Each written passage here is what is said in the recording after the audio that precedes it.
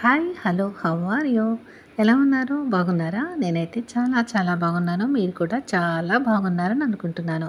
ఈరోజు మనము మన ఇంట్లో గ్యాస్ స్టవ్ వెలిగించకుండా మన ఇంటిలో ఉండే వస్తువులతోనే ఎంతో రుచికరంగా ఉండే చట్నీని చేసి చూపిస్తున్నానండి.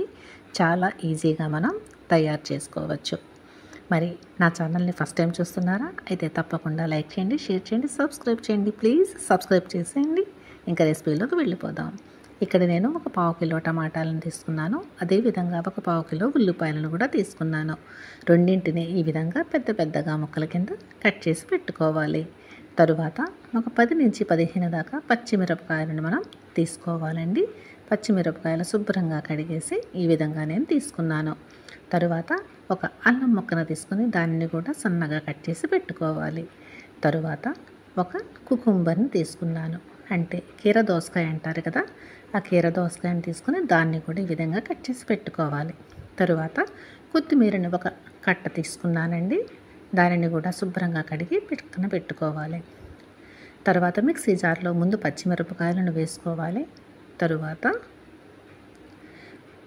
కీర దోసకాయలు మనం కట్ చేసి పెట్టుకున్నాం కదా, ఆ కీర దోసకాయలను వేసుకోవాలి. తరువాత అల్లం ముక్కలను కూడా మనం వేసుకోవాలి.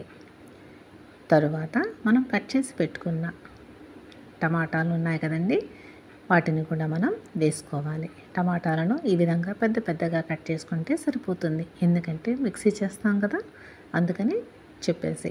తరువాత ఉల్లిపాయలు కూడా మనం కట్ చేసి పెట్టుకున్నాం కదండి పెద్ద పెద్దగా, వాటిని కూడా మనం వేసుకోవాలి.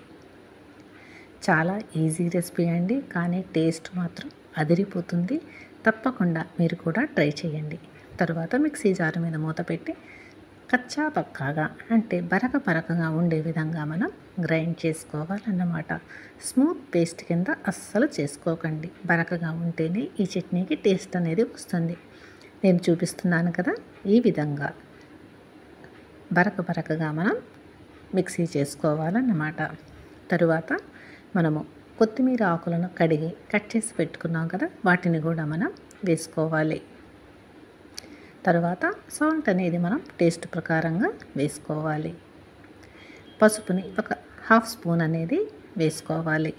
తరువాత దాని మీద మూత పెట్టి చక్కగా మళ్ళీ మిక్సీ పట్టేసుకోవాలి. చూడండి, ఒక్క సెకండ్లో మిక్సీ అయిపోతుంది. ఈ విధంగా కచ్చా పక్కాగా అంటే బరక బరకగా మనం ఈ విధంగా గ్రైండ్ చేసి తెచ్చుకోవాలన్నమాట. ఇప్పుడు మంచి కలర్ఫుల్గా ఉన్న ఈ చట్నీని ఒక బౌల్లోనికి ట్రాన్స్ఫర్ చేసుకుందామా? మరి ఎంతో ఈజీ అయిన ఈ రెసిపీ మీకు నచ్చిందనే అనుకుంటున్నాను. నచ్చితే తప్పకుండా లైక్ చేయండి.